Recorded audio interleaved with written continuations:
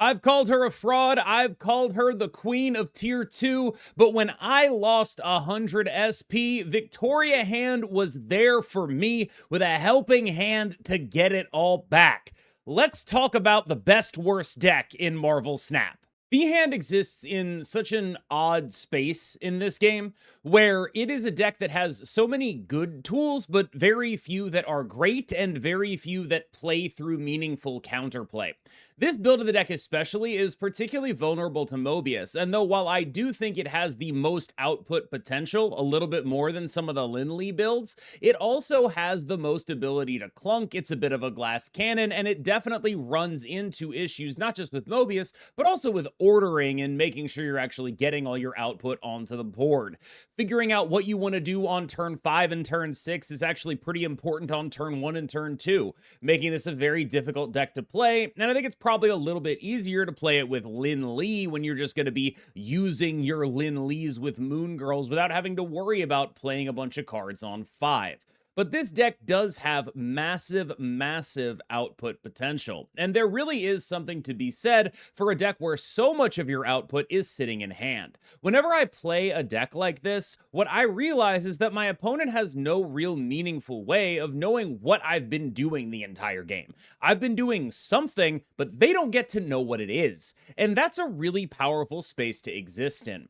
This is a deck that can be doing things that are well out of the range of expectation, but your opponent won't want to retreat because they don't know that it's a Sasquatch. They don't know that you're holding 3 Gambits. They don't know that you have all of this stuff. They just see that it is possible for those things to have happened. And largely, that is the dynamic that I feel when I play Victoria Hand lists, that people tend to stay when they're completely dead because they just don't actually have a good idea of what my range is. And that is the strength of this list. You tie that in with how glass cannony it can be. This is the list that people will stay being dead against the absolute most in the entire game of Marvel Snap, because there is so much power that could be in your hand or could not be in your hand. The glass cannon nature of this deck kind of works for it in that sense, where you're doing all of these things and you know they're good, but they don't actually see that you're not clunking, and you can be clunking.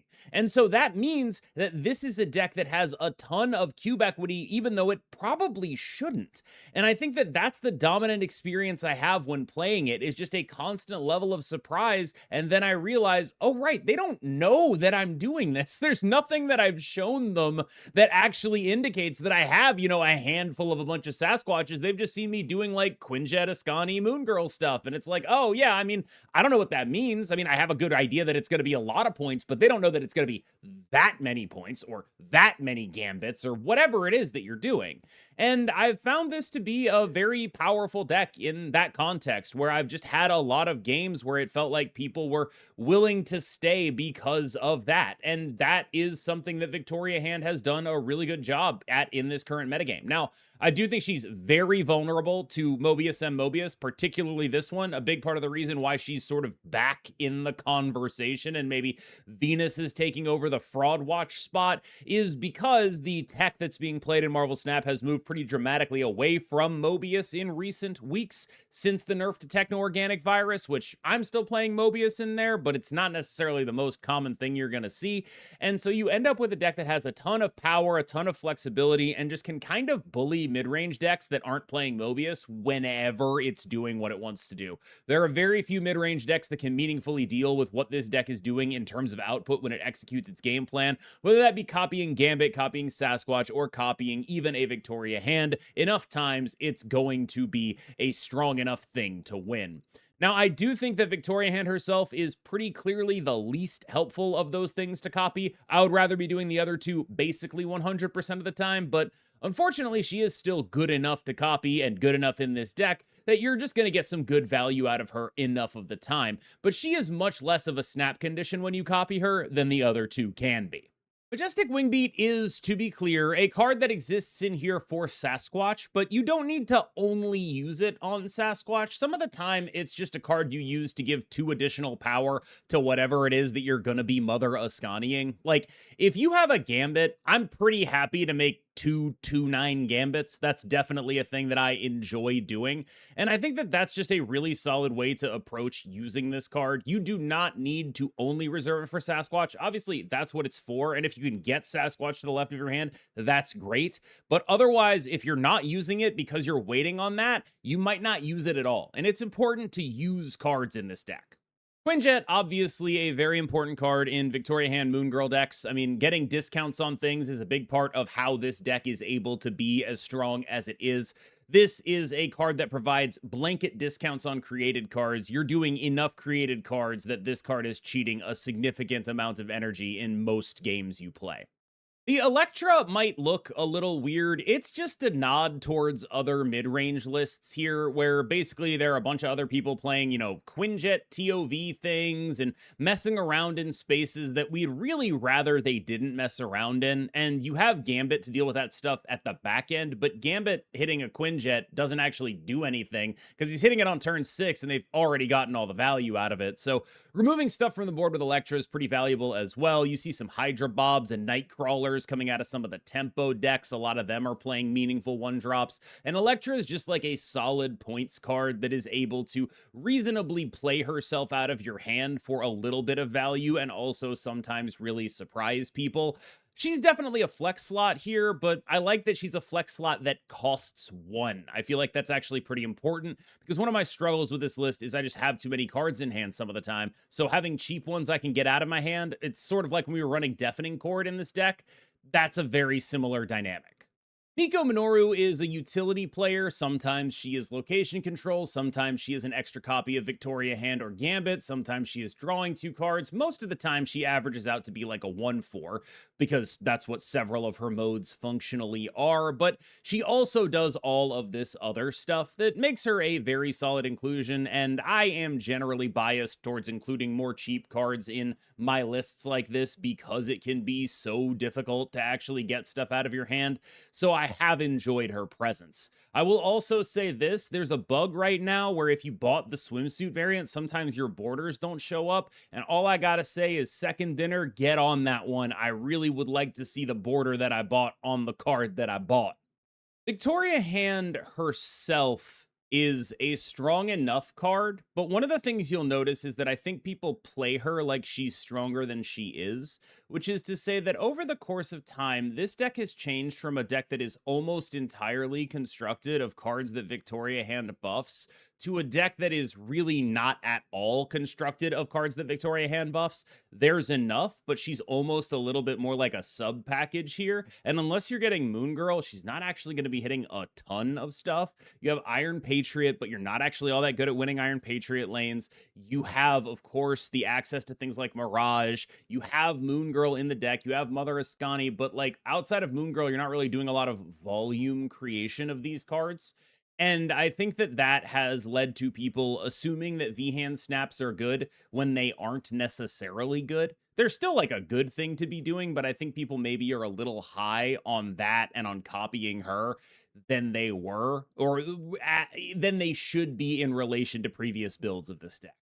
Iron Patriot is just a really, really strong card. I honestly think it's kind of shocking that this card is still this good and has been this good for this long. He's just been a staple of various metagames. He's a card that nobody talks about as like a wow, this guy's busted or anything like that, but he's in so many good decks. Just a really phenomenal card. You'd probably play him even if he somehow magically didn't synergize with Victoria Hand. He's just that good. Mirage is also a card that is just that good. Just get a copy of a card. You know something in your opponent's hand. It's going to be cheap, easy to play, and a little bit overstated. Mix it well into your curve. There's really nothing bad you can say about Mirage. Another absolute all-star. Even outside of V-hand decks, just a good card full stop. Like, I think a lot of things are like, maybe you'd compare Mirage and Cable, and I think on balance, Mirage is going to be the better of the two most of the time. Cable obviously can high roll a little bit, but like, this is definitely a card that can see generic play and occasionally has. The decks I'm scared of when I play this list are largely decks that I need either Mobius or Shadow King for, and I'm kind of waiting for the metagame to shape up a little more before I make a final decision. Currently, I have Mobius in there because it's the one I'm scared of. but I do think that it would be very viable to go for the other 3-cost tech card as well. The only thing that really gets me about using Shadow King in this deck is he's a card that you really can't play early, and it makes it a little bit awkward to get cards out of your hand if you're going to end up having to use the Shadow King later. But generally speaking, if Shadow King's on the left of your hand and you're like, I don't want to Mother Ascani that, well, that actually is a matchup that you could have played it early, because usually if you're going to be playing a Shadow King in one lane, it's probably also good to play one in another lane. It's a very viable card right now. Either one would be a reasonable choice. Gambit's gotten a lot better in the context of this metagame. There are just a lot more decks that he's hitting a lot more things on, and I think that that's a really notable thing that has happened for this card. The TOV decks, you know, they previously were still running a lot of small guys, but like sometimes they'd be playing armor that would prevent you from doing Gambit stuff. They're not doing that anymore, right? Like, you just have a lot of ability to make sure that Gambit stuff is happening now that TOV is no longer playing like Armor Cosmic Ghost Rider. And that was really good against your Gambit plans. And now they're just like a bunch of Loki Mirage cards that are getting a bunch of extra stats and not nearly so many things that are just going to be able to disrupt your ability to make a bunch of Gambits in that matchup. So that's a big upgrade for you. One of the things that you'll notice in this deck, though, the same thing with like V-Hand is like, you might not actually be able to trigger this guy all that easily. You will have to think about it. It is actually something you'll seriously have to consider. The card that's the best at triggering Gambit is going to be Iron Patriot, but then you get tied back into that because this card is the best card in your deck at winning an Iron Patriot lane. It's the 3/5, right? And so you kind of end up in a spot where you need to play him out in order to get the thing that will enable you to turn him on, but you also would want to copy him once you have him active. And it's kind of an interesting give and take here. Mother Ascani is quite good as a card. There's really only 3 targets that you're aiming for in this deck: Sasquatch, and then Gambit, and then Victoria Hand. That's typically the order you'll go in, unless Gambit is just actually unplayable in the matchup, like you're playing against like Ramp or Galactus or something, and you only really need 1 Gambit in those matchups anyway. That kind of stuff is where you'll just be like, all right, whatever, it's fine. I'll just copy the other 2 instead. But generally speaking, this is the card that's going to be doing your biggest, most explosive play. Moon Girl is a little bit of a conflict with Mother Ascani. Like, I haven't found a ton of games where I love having both of them. Usually I'd like to have one or the other, depending on how my hand shakes out. But Moon Girl is just a great way to get volume for Victoria Hand. Like, Moon Girl is your best Victoria Hand card, as weird as that may sound, because she's providing you a bunch of cards that also get buffed by Victoria Hand. You don't actually necessarily have access to all of that if you are not doing that. And so that is another relevant way to try to think about what Moon Girl brings that Mother Ascani does not. Extra synergy with Quinjet, extra volume of cards with Quinjet, extra volume of cards with Victoria Hand. That's really what her role is. Sasquatch is your explosive power output card. He is here to be large and in charge, and ideally get yourself multiple copies of him that have been discounted by both Wingbeat and Mother Ascani. So they start at 4, and then you played a couple of cards on the previous turn, and then they end up just being very, very, very, very cheap and very, very, very, very big. And then they get buffed by Victoria Hand, and one of them is created, so it instantly triggers Gambit, and you kind of see where this is going. This is the beef. You have found the beef. Also, I didn't know this, but it was pointed out in the comments last time. Apparently, the Sasquatch we have in game is a woman. It's a female, a woman, Heather. I didn't know. I thought it was the dude named Walter, right? I don't know Walter Langkowski and Heather, and I don't know her last name, which is probably worse, honestly. But yeah, apparently I should be gendering Sasquatch as she, so she is the beef. All right, y'all, I hope you enjoyed this. We're going to jump into a couple of games of gameplay. Hope you enjoy that as well. As always, I've been KMBest. You've been phenomenal. And I don't know if I'm apologizing to Victoria Hand just yet, but I think she's off Fraudwatch, at least for now. At least until enough more people start playing Mobius, I got to remove her from the list. All right, y'all, I'll see you in the next one. Be smart at getting through it.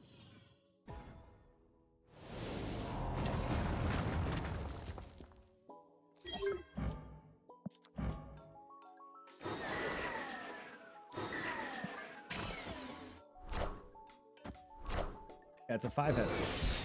They're a god.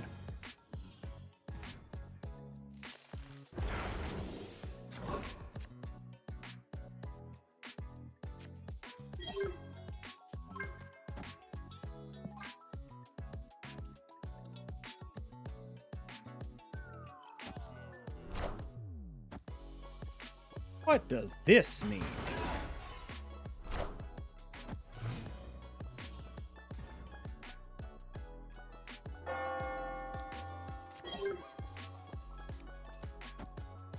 Double wing beat's kind of amazing.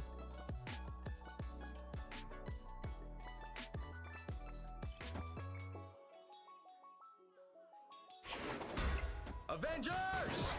Okay, just ongoing? I say just ongoing.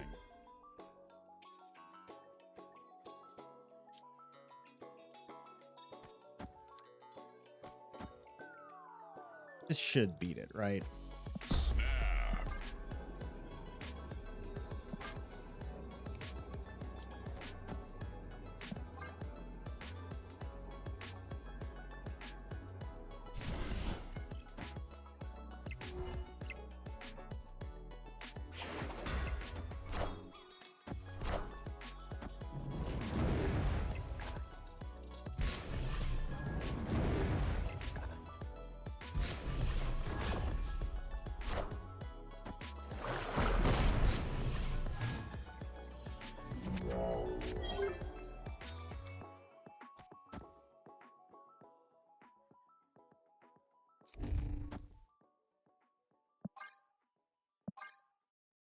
We never get cause mode.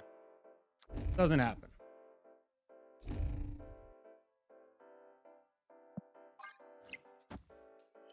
Actually, never get.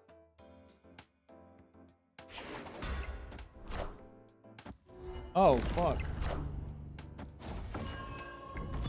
Oh, fuck.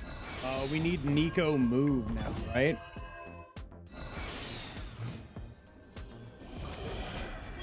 Have it, so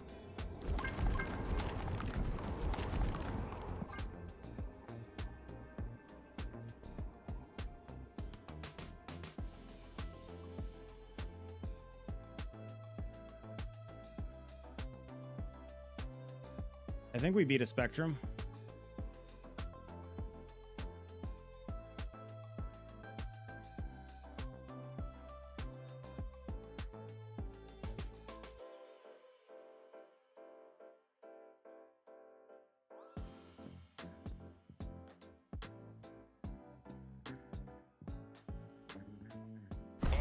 All right, let's do it.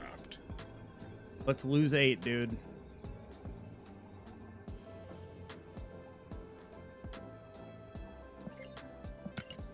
Okay, I think it's just this.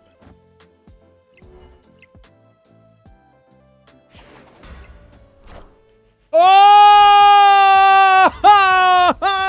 God damn! What the fuck? No!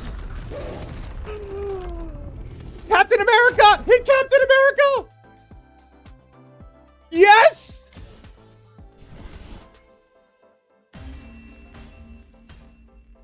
Victory!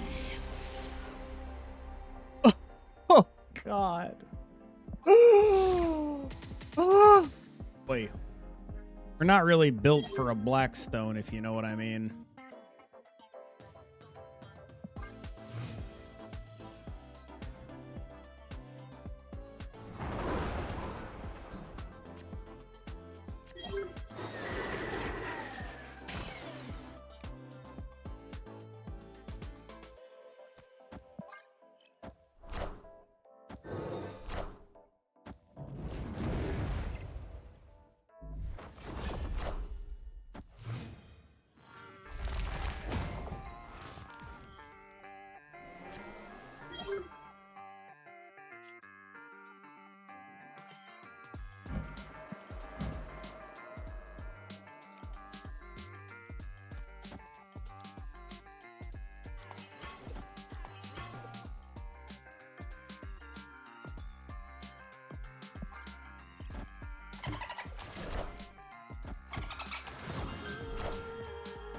Fascinating. I should have just played the Electra. Oh, that Nightcrawler is kind of ass.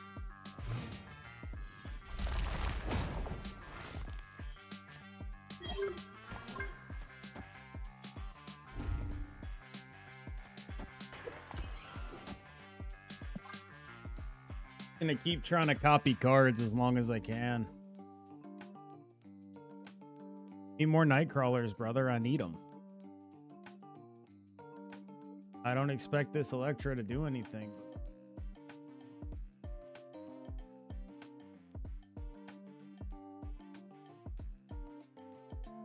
Really, it's just a night crawler. Oh my god, I'm a god. Holy shit.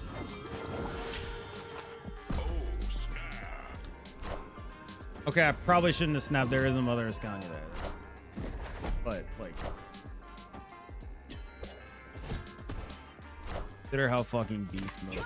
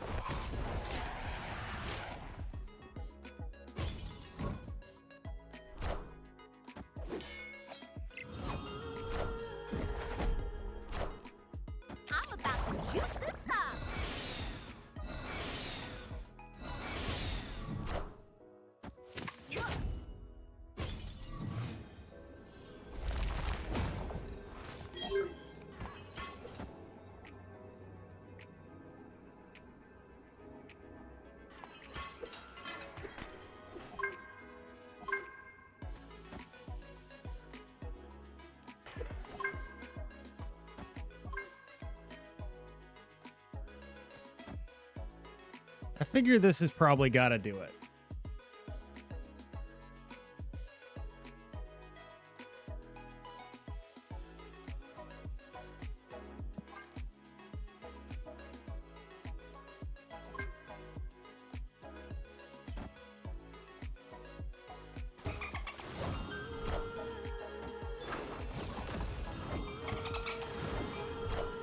Okay, those are 1 costs. Okay, so we have 6 power, 6 cost of things that blow up. As long as we don't hit Venus, I think we just win. Actually, we might just win anyway. Anything on the left at any point. Yep. Yep. How did they get demons? They were early in the game, and I should have just been wholly focused on the only thing that mattered the whole time.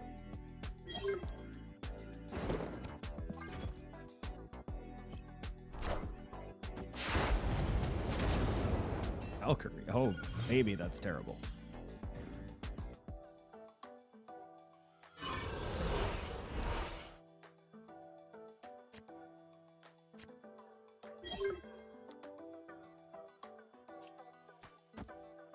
I don't know, man.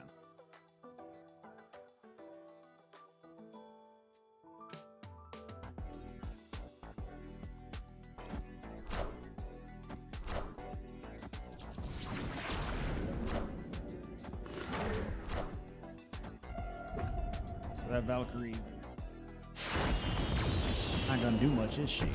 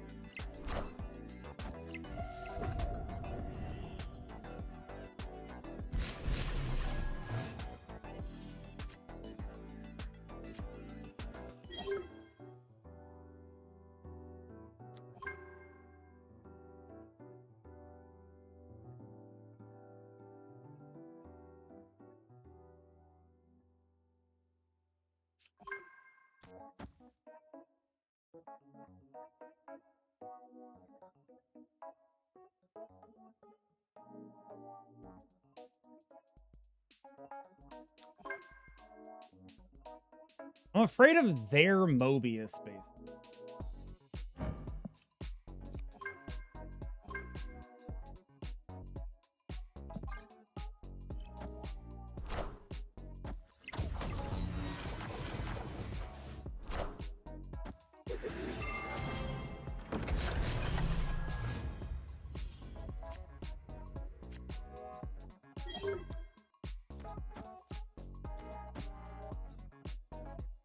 Opponent snapped. Surely it would never go this way.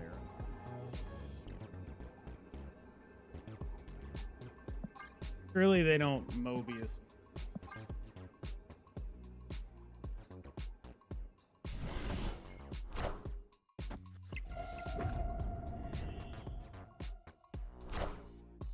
Okay, what are they doing in the Camelot? They know that Camelot exists. What do they know that I don't know here? What is it that they seem to know that I am unaware of? What is it? That costs a full 5. And I blew up another Cerebro here.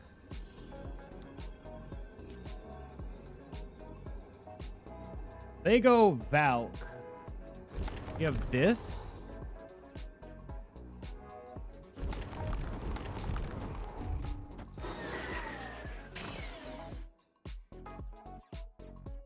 Can we just win? I don't know what's happening.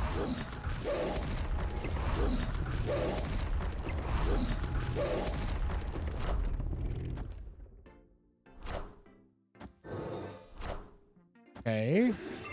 I believe you.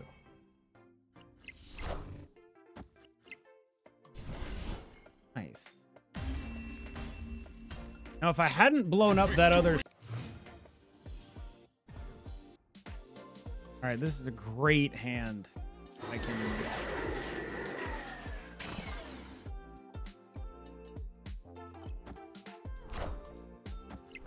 What do we suppose a nebula?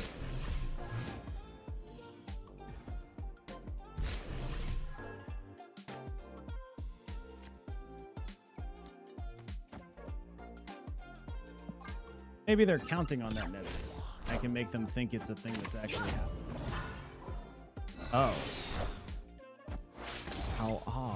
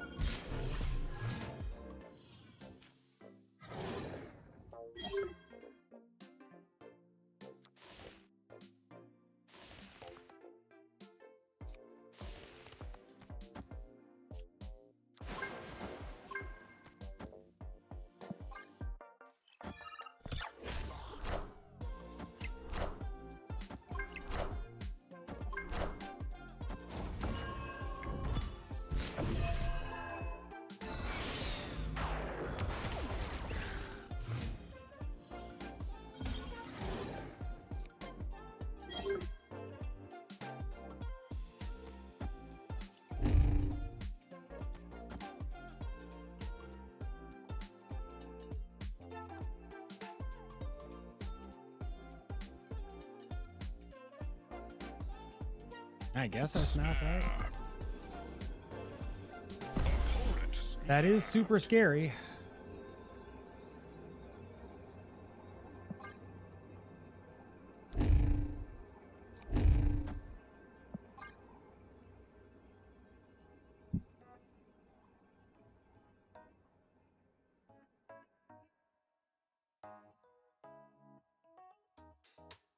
For 8. Didn't we wing beat first? Does it matter? How does that possibly matter?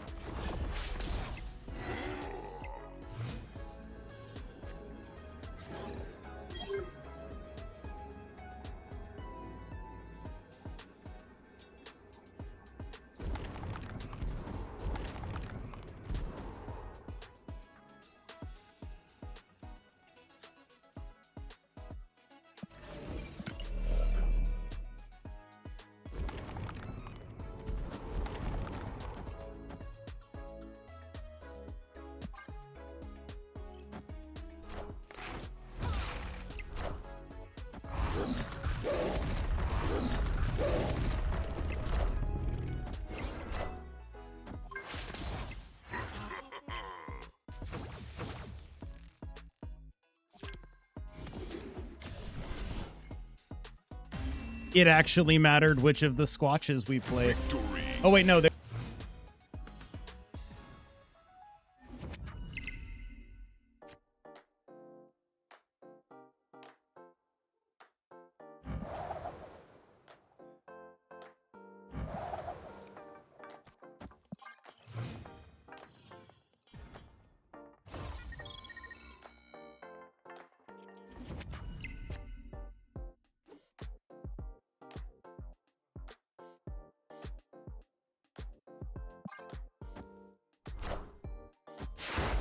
I like a mode. Hot.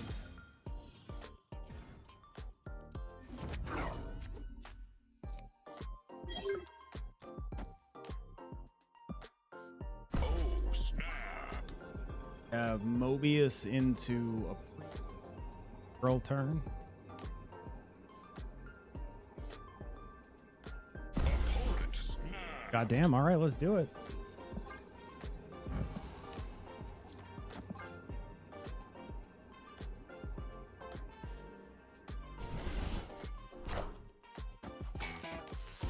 You're gonna regret. I'm about to juice this up.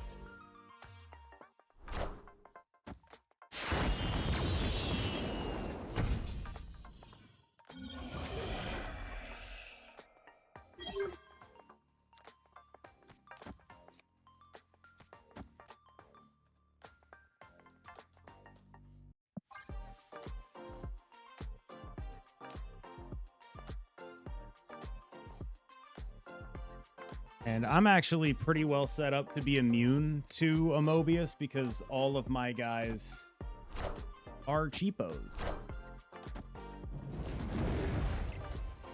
Like, fairly well set up to just... I'm about to juice this up.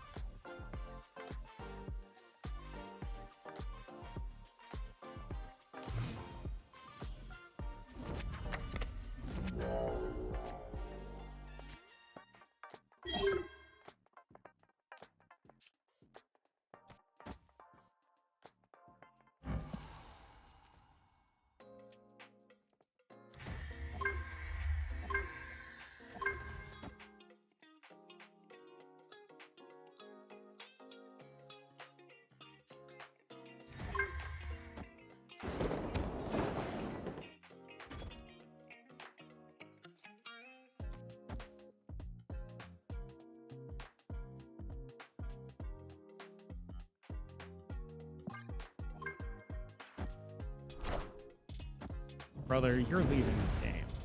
All right. Like, come on now. Going for it's got to be like Gambit hits Mobius. That's your. You can have enough to do it. 6 out of 6. All right, let's see it. Gambit's got to hit the Mobius exactly.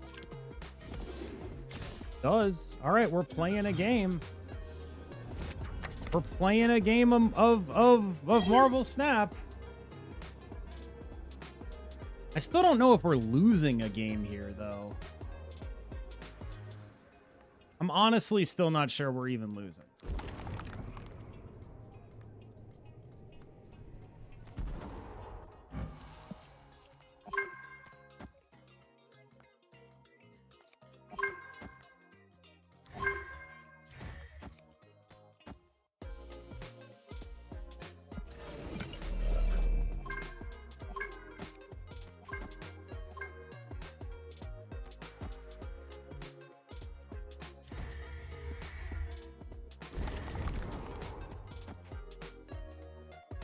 Find out. Going for 8.